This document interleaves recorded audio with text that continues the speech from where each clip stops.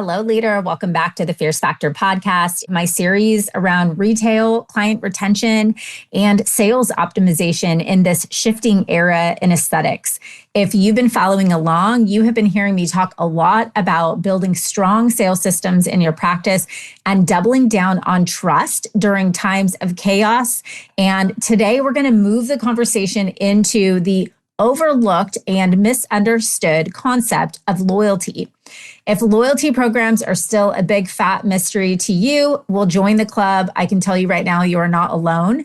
This is a consistent topic of conversation at every industry conference, and it's advised to adopt as a recurring revenue business model by every aesthetic industry consultant. Yet I will tell you that membership programs still remain one of the most misunderstood and improperly implemented business strategies that I see in practices. I believe the goal of loyalty has been misinterpreted in general. A membership model should show loyalty to your customers, not just the other way around, because we have this concept backwards. Most founders preemptively jump to implementing a membership, assuming it will be the catalyst for client retention. They skip the strategic planning process, which is all about understanding your most valuable clients, how those clients prefer to purchase, and P.S., it might not be from an app, and how they like to be communicated with. And what's worse, most practices sell these memberships by offering deep discounts that cannibalize their profits, are a pain to track, and ultimately drain the system. So how do you know what kind of membership program is right for your practice? How important is recurring revenue? Where does loyalty come from?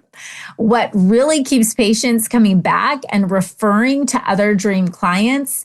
I mean, I hear these questions all of the time. How do I build a loyalty program that's on brand for my practice and grows my profits, not drains my bank account and exhausts my team?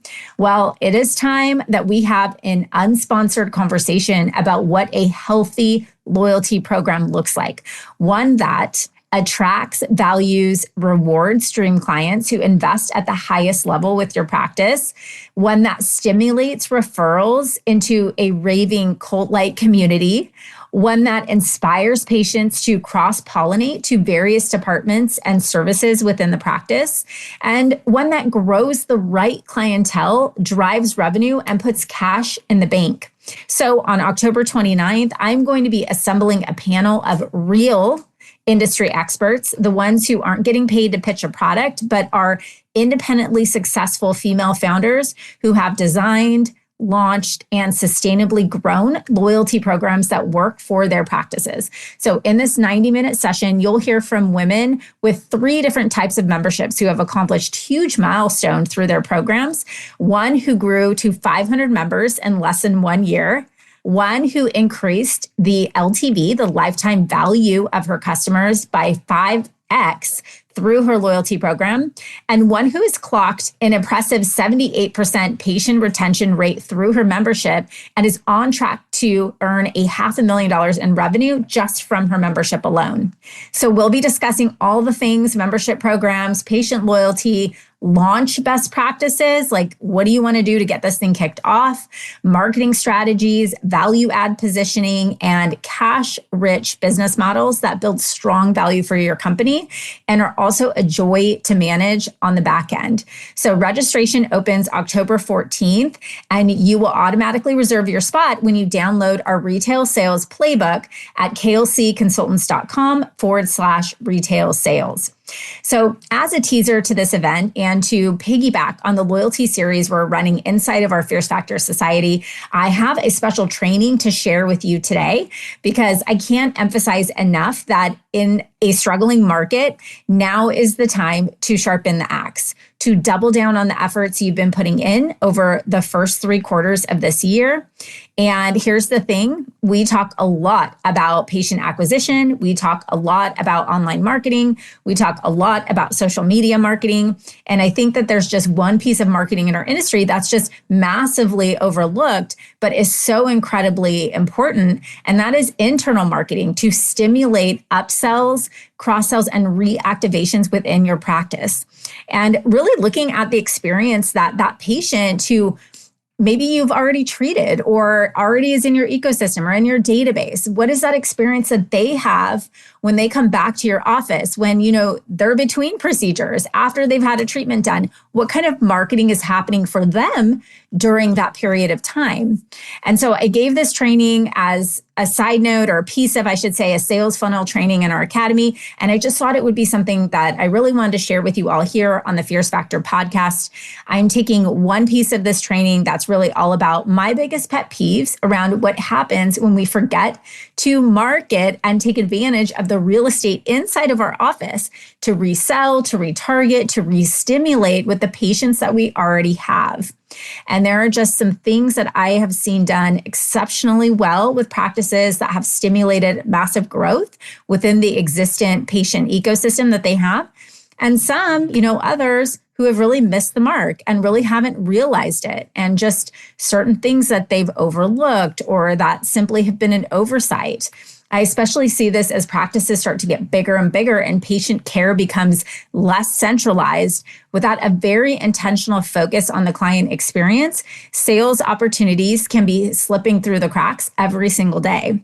So have a listen, make your own checklist to go through these 10 things that I talk about in this training. You are going to uncover some cash that you didn't even know existed within the loyal patients that you already know, that trust you, and are your raving loyal fans. And this can happen very, very quickly. So I'm very excited to share this with you today. And if this resonates for you, be sure to sign up for our upcoming Female Founders Forum on October 29th. I'll link the link to the playbook to get not only access to my 30-page playbook on retail sales strategies, but also get you registered for our event on the 29th. Okay, leader, without further ado, please enjoy this training on building premium loyalty that converts. Hi there, welcome to the Fierce Factor podcast. I'm your host, Kaylee Lindholm. And I think it's time for us women to shift the conversation in business and step into our feminine leadership to do the most iconic work the aesthetic industry has ever seen. Each week, I'll be bringing a powerful dose of strategy, sarcasm, solutions, and sass that will rev up your creativity and ignite your brilliance as you link arms with me along our shared path of personal and professional growth in 20 minutes or less. Let's go.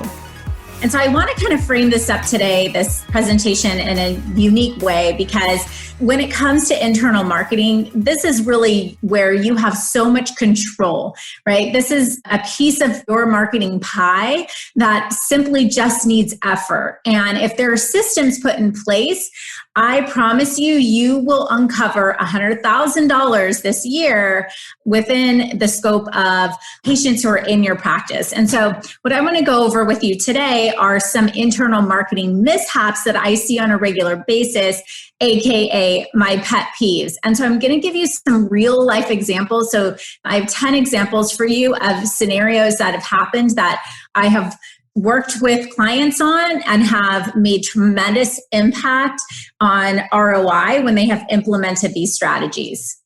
Okay, so the number one mishap, and these are not necessarily ranked in order, but they're just kind of 10 things as I was going through some old notes that, I really think that is something that's worth us talking about, is to have a treatment.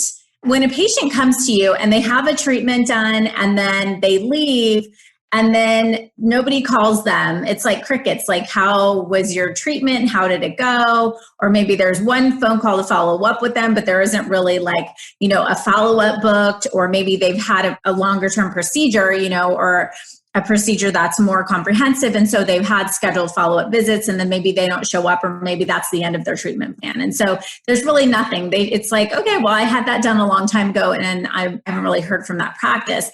I see this with more established practices. As their databases grow bigger, they tend to kind of let patients just kind of fall off into the abyss. And this is where that reactivation piece comes in. And so remember, if we're turning that relationship marketing arc or that sales funnel, once they come in, we're turning that arc into a circle there. We need to be putting as much effort into the bottom half of that, into nurturing that patient and selling to them and creating an environment where we're treating them like we loved them. And after they came, just as much as we did in the beginning, right? Not just the courting process. I joked with you guys before if you remember about the dating process and how when you're dating and you're like on your best behavior, and I know I'll speak from my behalf, I always would like really plan out my outfits and what my earrings and, what I was going to wear and how I would look. And then, you get married and then you're like, man, I'll shower later. You don't want to do that. We want to kind of constantly be innovating and stay up on top of marketing for our patients. And so if you don't have a plan in place to follow up with that patient, they're not going to be able to stay, with you through this whole long-term, ecosystem of business that you're creating for them. Okay, number 2 is that a patient doesn't know about other procedures that are available to them. And so I had a client who invested in a new piece of technology and had a big open house event, and patients came in and, were like buying this procedure, and then they would come and have this treatment and then never come back, and didn't really dawn on us until we started to put the pieces together that patients were coming in for one thing, and there wasn't really a process in place to educate them about the other things that were available to them. And so, this doesn't just have to happen in the patient room because, you're a doctor, you're busy kind of addressing their needs, right? But have some sort of tool, a resource, right? So maybe it's a digital tool where they can scroll through, or a TV in your lobby, or a before and after photo book that kind of shows results from other procedures, so that when they're waiting for you or they're, in your actual hemisphere, everything that they're seeing is really a piece of your own marketing collateral, right? You have their eyes and ears, they're in your office. So don't waste that putting Cosmo magazines out there. Put your stuff out there, give them your material, show them what you want them to look at while they're in your office, and make it easy for them to have a conversation with you, okay? So, some ways I've seen this done really well is just putting an iPad in the hands of the patient and letting them scroll through and look at different procedures that you offer, looking at before and after photos, or, little buttons that the staff could wear, like ask me about this procedure. You could maybe switch that up once a month, and just kind of taking a look around at the inventory of what's in your office and what is the patient being exposed to? What kind of messages are basically you paying because you paid to get them into your lobby, right? Are you paying them to be exposed to? So, this is kind of one of the big mishaps and a pet peeve of mine when they go somewhere else for a procedure because they just didn't know that you offered it. All right, number 3, the patient doesn't really have a reason to come back. So I hear this a lot when I say, let's work on really creating a more robust before and after portfolio. And, a provider will say to me, Kaylee, it's so hard for me to get before and after photos because when a patient is happy, they just don't really come back. Maybe a surgical patient, but someone that's coming in for non-surgical treatment in some way, or there isn't really a reason for them to come and us to actually take that photo, or they don't care that much. Like, why would they come back, right? So you have to give a patient a reason to come back. Is there another treatment that they're going to have in follow-up? Are they getting exposed to your esthetician or to another, piece of your practice or another element or service that could really enhance the results of their procedure? What is in place for them? When is their next appointment? Do you have that booked, right? Please do not let a patient leave your office without having their next one scheduled. I don't even get to leave my hair salon without scheduling my next hair appointment. That's 8 weeks later. We get that on the calendar. That patient is already locked in. They know what they're coming in for. And there's been a treatment plan that's already been addressed for them. So they have a reason to show up. If you are in the position that you're struggling with having patients come back for after photos, what's in it for them? I always look at, if they're not showing up, that there isn't enough value for them. So what's in it for them? What are they going to get out of it? Think through that. Is there an incentive for them if they do come for the after photos?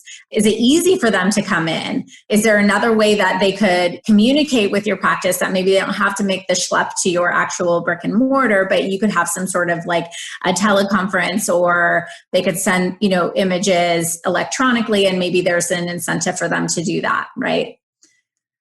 Always give them a reason to come back. All right, next one is assuming that the patient's maxed out, when they say, this is all I have to spend, I don't have enough money, or they really stretch to pay for this one procedure that you're doing. And so you don't want to kind of jam in other procedures for them, okay? You guys know this is a big pet peeve of mine, because First of all, I always call BS when patients say they don't have enough money. Any kind of objection like this is basically just telling me, if you tell me I don't have the money for you, what you're saying to me is I don't value the offer that you're going to provide. There isn't an exchange that makes sense for me, right? So like the amount that I'm going to pay for what you're suggesting to offer me doesn't match. That's the only thing that means. So it can simply just mean that we haven't articulated the value well enough, or we haven't really understood the patient's pain point or problem well enough, okay? Now, there's really two sides to this coin. Number one, if the patient is potentially at max spend with you, are they actually getting the full but desired outcome that's going to give them the most optimal result, right? So I see too often we will offer a patient, they come in for one thing and it's like, really, that they would get the best results with 3 treatments, but we'll just do 2 because that's what their budget allows. In the end, they're not going to get the outcome that they're looking for. They're not going to get the optimal result with you. And we're going to actually risk losing that patient to another practice because they haven't been satisfied.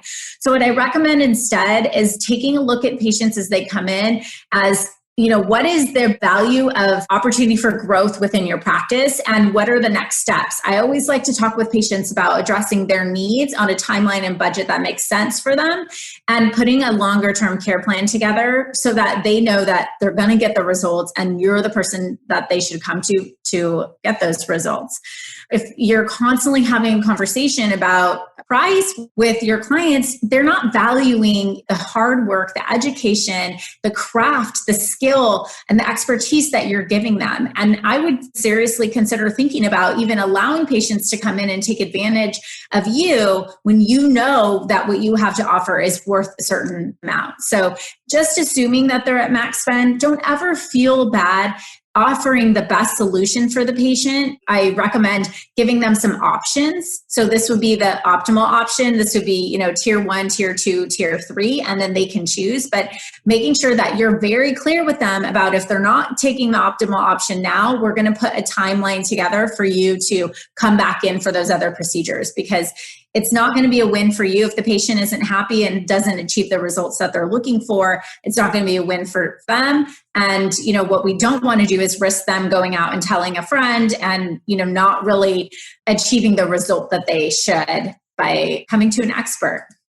All right. The next one is that patient comes in, has their procedure, has consultation, comes back, procedure, blah, blah, blah.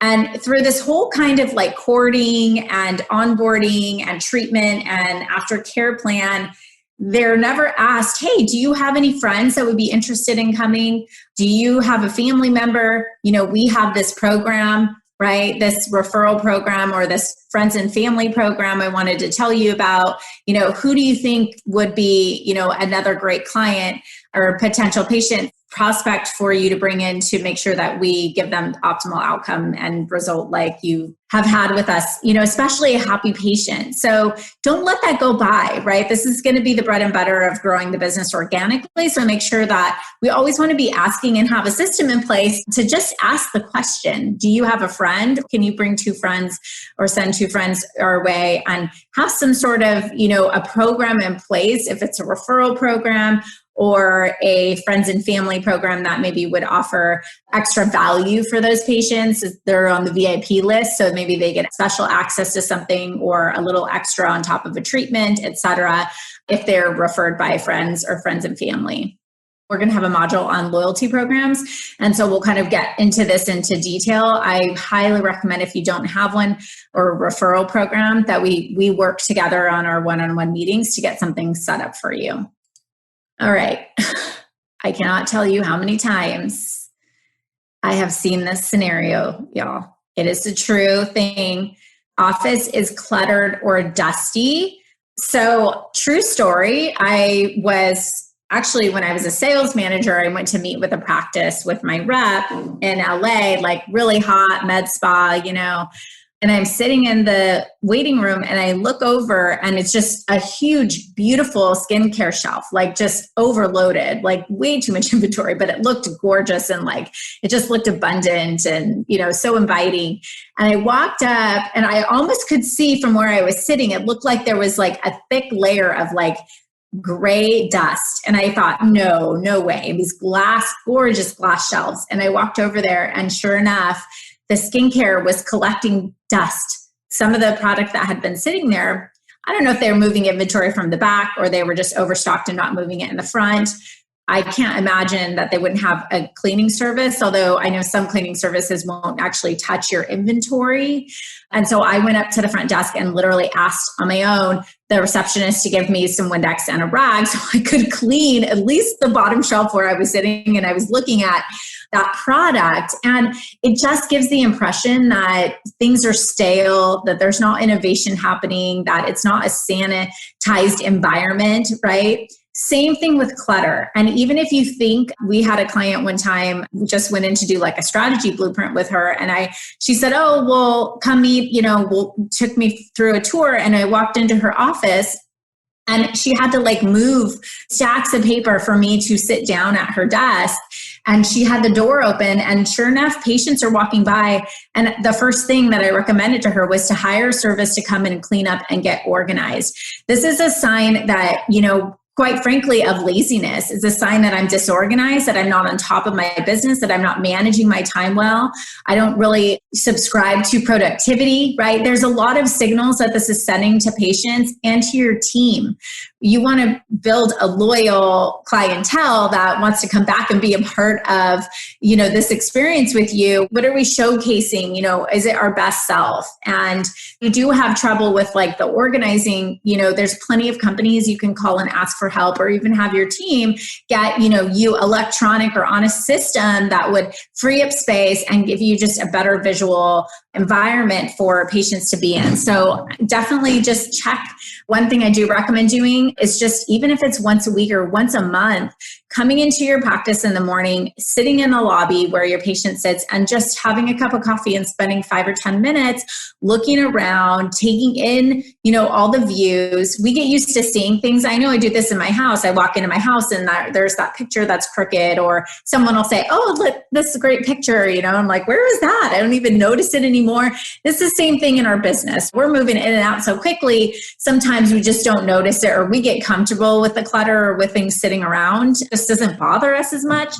And so take the perspective of your patient. You may see like, oh, I see some trash on the ground, or there's a little cobweb there. There's an area that, could be cleaned up. Or you might notice, like, I would really add, if we put a plant there, it would be just a more inviting ambiance. Or maybe you have some like old poster or banner or something there that's been there for a long time, and it's time to like freshen up the office. So I highly recommend doing that yourself, doing that, and also in the patient rooms on occasion, so you can look and see, not just, at surface level, as my team doing a good job cleaning up, but like, how do I feel as a patient sitting here in this room? Okay, the next one is no surprise and delight for the patient on their next visit. So I'm such a loyal consumer. So when I find somebody that does a good job and we gel, I stick with them for a long time. And I've been going to my esthetician. I started seeing her before I got married. So for almost 15 years. There's always a little something, and there's never a discount offered. I pay full price. I've always paid full price, but she always has like, try this little sample of the newest product, or here's like a little flower or a little something, or a bag of, goodies for you. There's always something that's like, every other time or so, it's just a little something I didn't expect. And some of you just give the whole, shebang, like they come in and they get this whole experience, right? You want to leave a little bit behind so that they feel like they're getting more than they expected. And so what kind of surprise and delight are they going to get? And every time they come in for their next visit. So I recommend either putting it in their file, like when they come in next time, they're going to get this little goodie. Maybe it's just a plate of cookies that you're going to have out one time, and even switching it up once a month so that that patient, like, what kind of surprise and delight are we going to give them this month? Or are we going to add a little something on? Or this month, like they came in, they already booked and paid for a procedure, and you're just going to give them like, hey, just because, we love you, we're going to throw in a little something extra today, or extra 20-minute massage on top of this treatment that you're getting, right? This type of thing. So be thinking about surprising and delighting. You want them to feel excited and wowed. And, we just were creatures of spontaneity, and we love surprise, and keep your patients on their toes a little bit too. So this is really a big mishap for me, that when the patient comes in, it's like, okay, here's what we offer, and there isn't just a little something extra that they get. This is really going to set you apart from your competition, and it doesn't have to cost a lot. It could be something that is just simply an extra little handwritten note that they get to go home with, or a $5 Starbucks, or something that is just a super simple gesture that shows them that, you're really thinking of them. They want to feel like they're the only one there, that they're extra special and important to you. All right, the next one is when there's no conversation with patients about the future growth of the business. So I talked in the beginning about the whole concept of relationship building and earning trust. And if we're going to talk about and really change our approach and shift our mindset to looking at patients who come into our practice as somebody who's going to produce a lifetime value for our business, then we should be having conversations with them, in conjunction with long-term care plans, where the business is going. What are we looking at doing? How are we expanding? What's the future, right? I know you all here are already thinking about growth every single week, every single day, because you're here. So are you sharing that with your patients? Are you getting them involved and excited about the future with your business?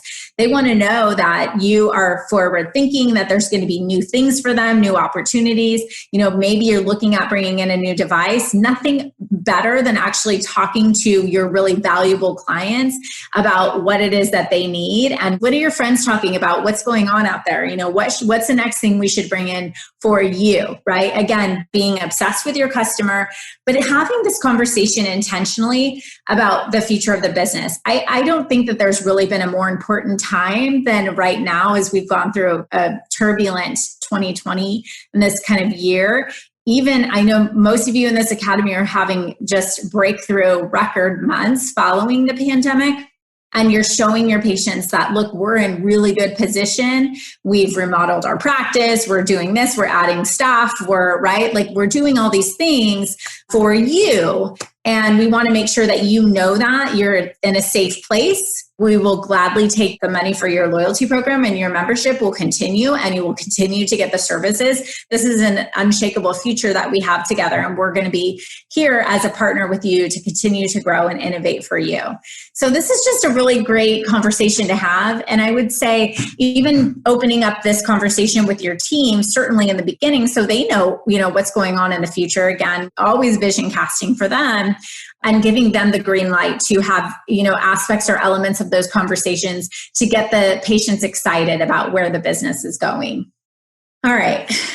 Next pet peeve of mine is not having a loyalty program in place. And there's so many different ways to design loyalty programs. You can have loyalty programs even just simply around your retail products. You can have a loyalty program around, a certain element or division of your business, around one procedure. There's so many ways to shape this, but we're in loyalty program world. I mean, who doesn't belong to a loyalty program, right? I mean, I can tell you right now, I travel a ton, and my husband and I have always done business in Marriott's. And so we stay in Marriott's, and we just continue to do business with them again and again and again, because we're part of their loyalty program. There's perks and incentives for us to continue to stay loyal to them. And so why go anywhere else? And, we'll simply get all of the things, the late checkouts, the special rates, the points, all of those things. That's something we can certainly emulate in our practice. And I know many of you already do have loyalty programs in place. So then if you have one, is it working? Is it actually effective? Are you onboarding patients to your loyalty program or your membership program daily? What are the results? What's the ROI of the program? What is the retention rate in the program? What does the longevity of the program look like? So really not just having one there, but is there a system in place where we're constantly having conversations with patients so that they know about it? I would lead with this loyalty program that you have. This is our membership. This is exclusive for somebody like you. Here's why, here's what you're going to get. And it honestly makes the long-term care treatment plan such a smoother conversation, less salesy, more service-based. And when you have a loyalty program, they always want the goodies. They always want to feel like they're special. And so So, this is just a must have from my perspective. And again, most product manufacturers or injectable companies have built-in loyalty programs, but take it a step further and build your own loyalty program that supports and benefits your business holistically. And the next pet peeve of mine is not putting a long-term care plan in place. And I think this is very much talked about and very much under executed. And not everybody's going to be right for a long-term care plan. I get it. But having something in your practice where you can bridge the gap for that patient that's just coming in for the Botox or just coming in for that sculpture, right? To a treatment plan to help them solve their needs over time and become a longer term client of yours.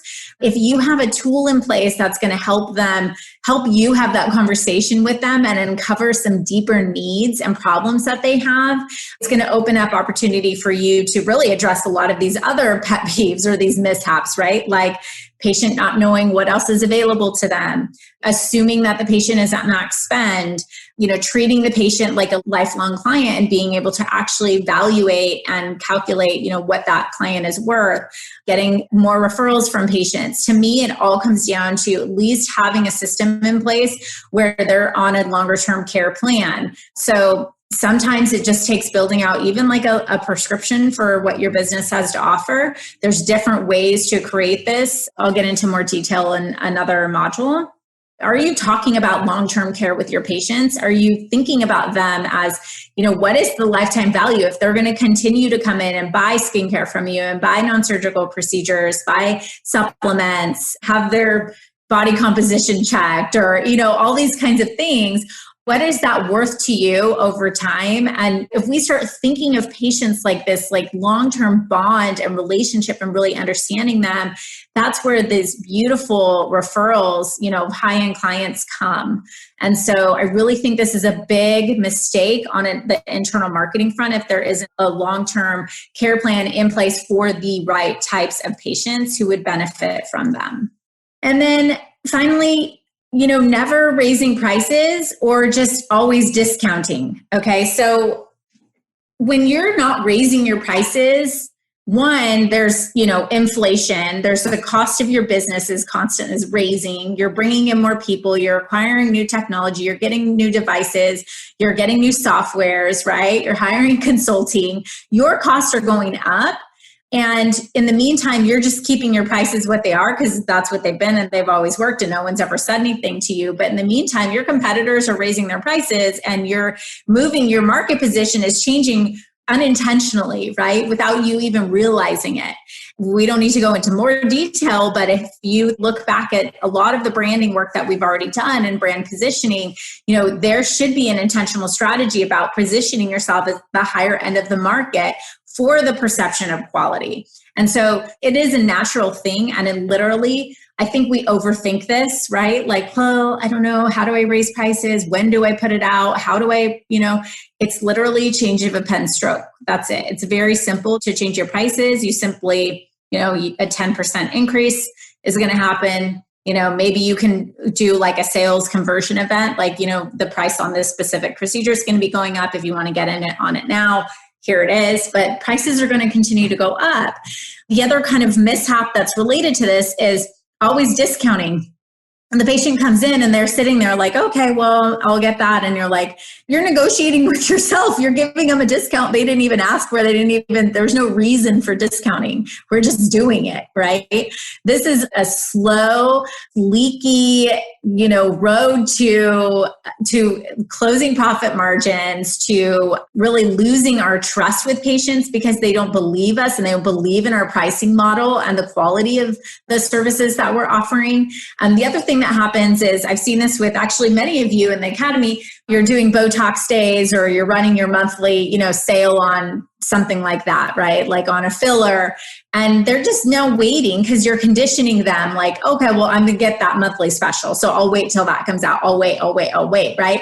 This isn't a way to build a recurring revenue model in your business and to continue to grow, right? So we want to give patients a bit of a sense of urgency to buy.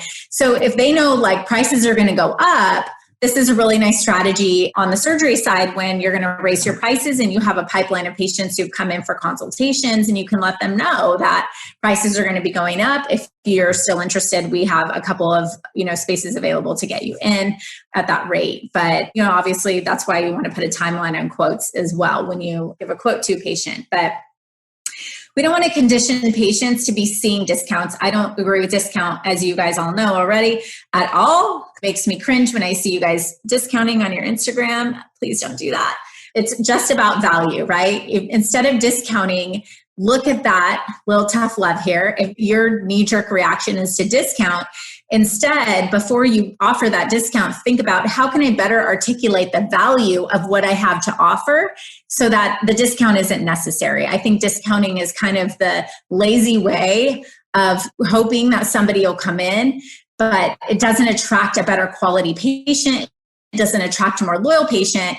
And, eventually it's actually widening that gap or that hole in that gas tank, right? Because patients who are shopping for discounts and are looking for just the lowest price, they can easily go find the lowest price somewhere else, and they're not going to be loyal to you. So certainly offering the special surprise and delight discount to an already established patient who's booked a procedure, that is something different to me than, every time they come in, they're expecting that they're going to get a discount. You're not confident in your pricing model or in the value of your results of your procedure or your service, then that's something that needs to be addressed before the discount. Listen, leader, if you're vibing with me here, hang tight, because I have a brand new resource for you. You are a successful, confident, powerful woman who just isn't into being average. No, you have a calling, and part of that calling is requiring you to level up. And I know that if you're working across the next $1 million milestone in your business, you need to be in the right circles. And perhaps that's why you found us. I'd love to invite you to join The Blueprint, a weekly resource for inspired, provocative thinkers who are taking this conversation to the next level. Get access to free business tools, podcast supplements, guideposts, and direct communication with me and my expert team. And of course, a masterfully curated circle of women making big moves and disrupting the status quo in aesthetics and wellness. You can link directly through the show notes or head to klcconsultants.com/blueprint. It's time to elevate. See you there, goddess.